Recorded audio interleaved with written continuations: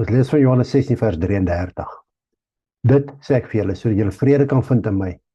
In die wêreld sal julle dit moeilik hê, maar hou moed. Ek het die wêreld klaar oorwin. Daar is 'n vraag wat baie Christene vra, soms in stilte en soms deur trane. Ek is 'n Christen. Ek is lief vir God. Ek bid. Ek probeer volgens sy woord leef. Hoekom ervaar ek dan soveel swaar kry?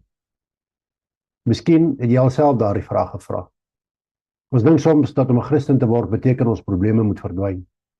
Ons verwag van God om ons te beskerm teen siekte, finansiële probleme, gebroke verhoudings, teleurstelling, eensaamheid en elke ander swaar kry. Maar die skrif beloof ons nooit 'n probleemvrye lewe nie. In werklikheid sê Jesus baie duidelik by sy disippels in Johannes 16:33, in die wêreld sal julle dit moeilik hê. Let daarop dat hy nie gesê jy kan dit dalk moeilik hê nie. Hy het gesê jy sal. Om 'n Christen te wees verwyder ons nie van die moeilikhede van die lewe nie. Dit verander hoe ons dit in die oë kyk. Swaar kry beteken nie God het jou verlaat nie.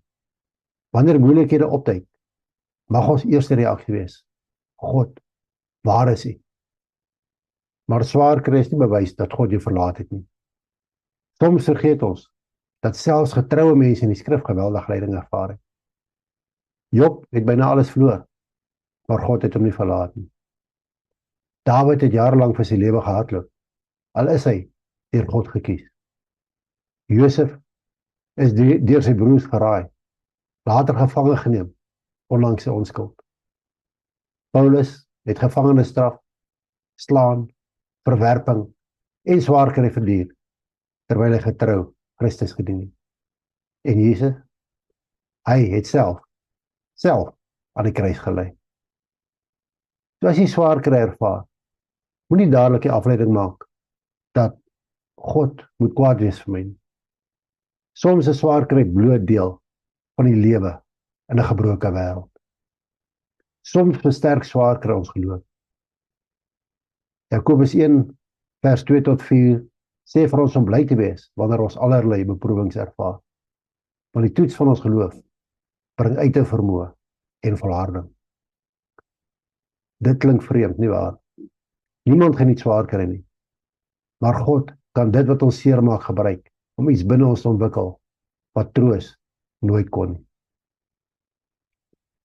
'n Spier word sterker deur weerstand. Op soortgelyke wyse kan ons geloof sterker word wanneer dit getoets word. Ons bid dikwels, Here, gee my krag. Soms beantwoord God daardie gebed nie deur die moeilikhede te verwyder nie, maar deur ons die krag te gee om daardeur te stap.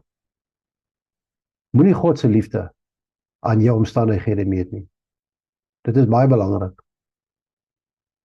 As alles goed gaan, het God my lief. As alles sleg gaan, het God my vergeet. Nee, God se liefde word nie gemeet aan ons bankbalans, ons gesondheid, ons omstandighede, of hoe maklik ons lewe nie.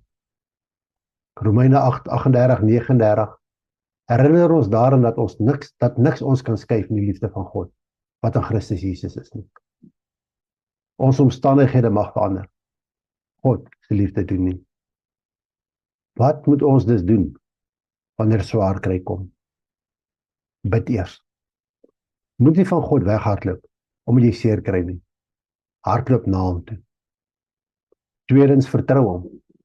Jy verstaan dalk nie wat God doen nie, maar jy kan steeds vertrou wie hy is. Derdens, bly getrou. Moenie toelaat dat swaar kry daartoe lei dat jy 'n verhouding met God prysgee nie. Soms kan die donkerste seisoen van jou lewe die seisoen word waarin jy God se teenwoordigheid die duidelikste ontdek. En laastens, onthou die belofte van Jesus. Hy het gesê, hou moed, ek het die wêreld klaar oorwin. Jesus het nie beloof dat ons nooit moeilikheid sal hê nie.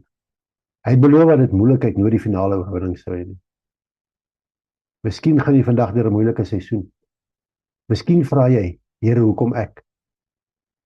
Ek kan jou nie altyd 'n antwoord gee op hoekom nie, maar ek kan jou herinner aan wie saam met jou loop. Jy loop nie alleen deur die vallei nie. Jou swaar kry is werklik, maar God se teenwoordigheid ook. Jou trane is eg, maar so is God se troos. Jou stryd is werklik, maar so ook God se krag. En jou huidige omstandighede mag moeilik wees, maar dit is nie die einde van jou storie nie.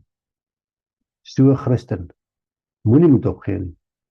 Hou vas aan God, hou aanbid, hou aanvertrou, hou aanglo.